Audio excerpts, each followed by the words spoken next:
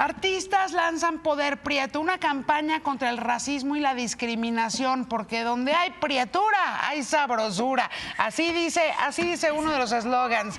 Muchísimas gracias por venir, Maya Zapata. Rosa, de verdad que qué maravilla tenerte también aquí. Rosa Vázquez, Tenoch Huerta, ¿cómo estás? Muy bien, muchas gracias. La verdad es que esta campaña se había tardado en articularse, la 500 neta. años. Más o menos. Más o menos. Pues Medio más o milenio. menos. Más menos. A ver, cuéntenme qué es Poder Prieto, porque además yo sé que en este tipo de cosas, quienes no estamos adentro de una campaña, nos tenemos que callar, como dice Tenoch Huerta, cállate, no estorbes. Entonces, explíquenos. Lo dije un poco más amable, no me dije guarden Pues más o silencio menos así, bueno, y sáquense. sí. No, no es cierto. Y sáquense a la. No, nada más A creo ver. que hay que tener eso en cuenta, que de repente hay ciertas opresiones que no nos atraviesan, o sea, hay ciertas cosas que no nos pasan y entonces a los que no nos pasan o los que nos vemos beneficiados de eso, pues simplemente tendríamos que hacer un pasito atrás, escuchar y ver de qué va la onda y a ver si nos podemos sumar, nos sumamos, si no nos podemos sumar, pues nos mantenemos al margen, creo yo. Bueno, están los micrófonos abiertos. Sí, este es un movimiento. Este es más grande que una campaña, pues, ¿no? Es un movimiento colectivo. Nos juntamos primero unos actores junto con Racismo MX, que ya veníamos platicando del tema. Racismo MX lleva haciendo un trabajo muy importante. Decidimos armar un grupo y enseguida ese eco resonó en otros, muchos actores también. Necesitaba ser resuelto urgentemente. Es ese tipo de cosas que yo he pensado siempre, ¿no? O sea, México, ¿qué? O sea, es más clasista a veces que racista, ¿no? No. Pues va un poco pegado, Es pregunta. No existe una sin la otra, o sea, realmente el En racismo, en México especialmente, o sea, el racismo viene conjuntándose junto con el clasismo, o sea, no son dos problemáticas aparte, sino que están intrínsecamente unidas justamente y que se siguen alimentando.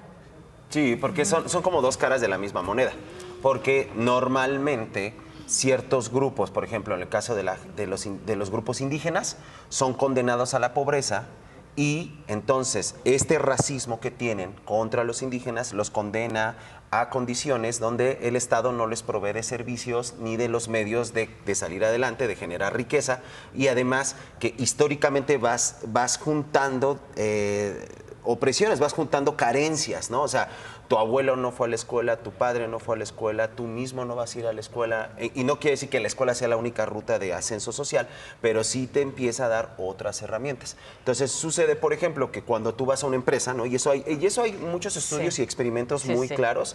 Vas a una empresa, mandaron 200 y tantos currículums a unos académicos, a varias empresas.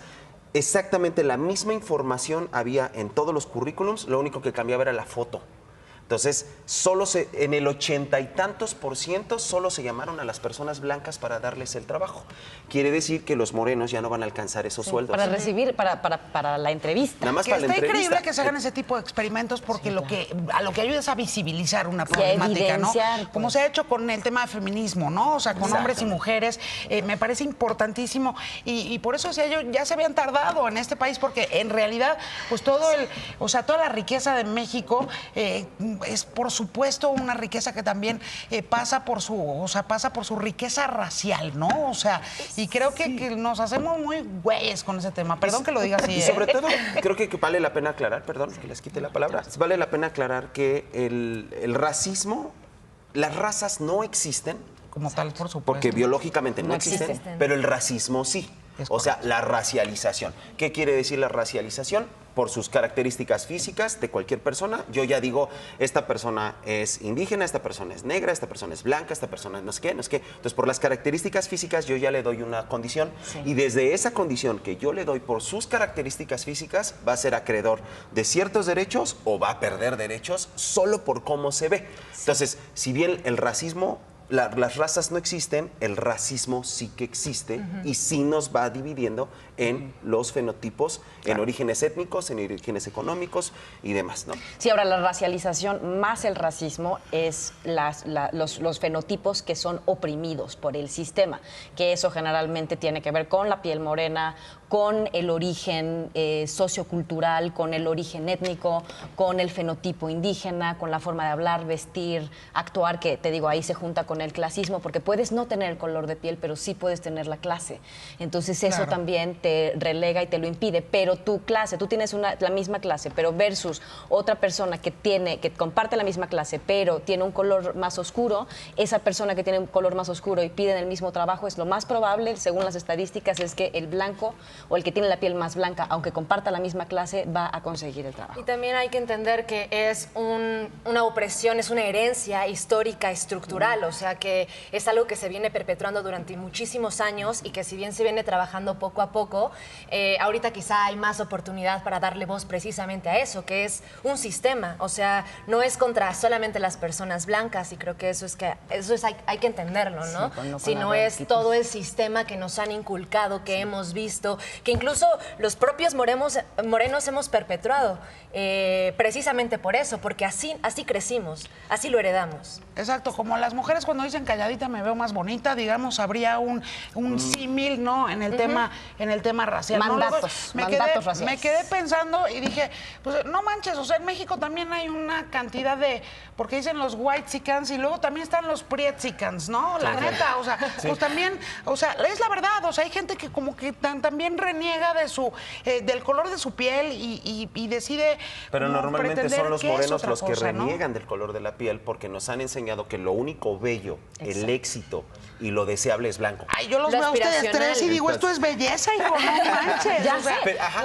Esta concepción la vamos neta. cambiando de manera individual y eso está muy bien, pero estructuralmente, es decir, el sistema nos ha enseñado desde chiquitos que la piel morena vale menos, no solamente porque esa idea nos afecte emocionalmente, no, esa idea nos afecta económicamente. O sea, esa es la razón por la que la gente, entre más sistemas de opresión le atraviesen, como el patriarcado, por ejemplo, la piel morena y el origen étnico, ellos reciben menos de ese privilegio económico que provee el sistema. Ahora, creo que vale la pena nada más aclararle a la gente a qué nos referimos con sistema. Con sistema hablamos de desde chistes hasta instituciones, leyes y oportunidades de crecimiento, de oportunidades económicas.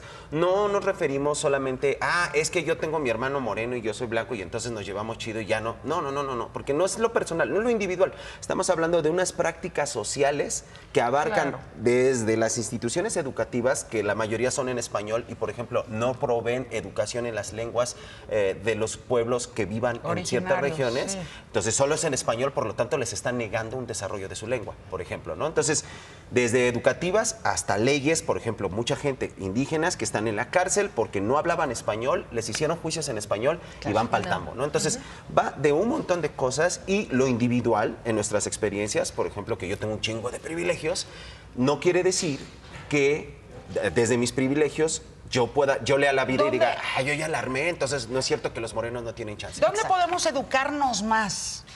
Pues hay varias plataformas, ¿no? El Racismo MX, por ejemplo, tiene un decálogo que es bastante útil para entender, sencillito, claro, nosotros vamos a darle eco eventualmente, donde ejemplifica, explica cómo se gesta el racismo, incluso a partir de la conquista, que fue donde comenzó este problemita tan particular mexicano, que además cabe mencionar que no se parece al griego. Pausa, o sea, sí, basta de ¿dónde? basta de racismo. Hay muchos podcasts, en Prietologías hay un podcast buenísimo, otro también que se llama Racismo a la Mexicana, otro que se llama Basta de Racismo. Lean a Yasnaya Elena, Junco Gata, César Pineda, Federico Navarrete. Creo que ahorita hay muchísimos más, pero si los pueden encontrar y leer sus publicaciones, van a empezar a entender mucho más cosas. Oye, yo nada más, antes de irnos a la pausa, se los dejo nomás para pensarlo. O sea, vi los últimos 3 gabinetes de los últimos 3 presidentes, incluyendo el actual, y la verdad es que pues no vi ningún aliado del poder prieto, ¿eh? O sea, hay una hay una cosa muy fuerte también con eso, ¿eh? Lo sabemos, pues, o sea, por eso las prácticas. Está muy grave. Exacto. Ese tema. Gracias, Maya Zapata. Gracias, Rosa Vázquez. Gracias, Tenoch Huerta. Gracias. Y de verdad que, o sea, no viene al caso. No viene al caso. No lo entiendo. Y me caen en la punta del ombligo todos los pinches racistas, así. Pinches racistas que hay en este país. Que somos todos, además. Lamentablemente. Gracias.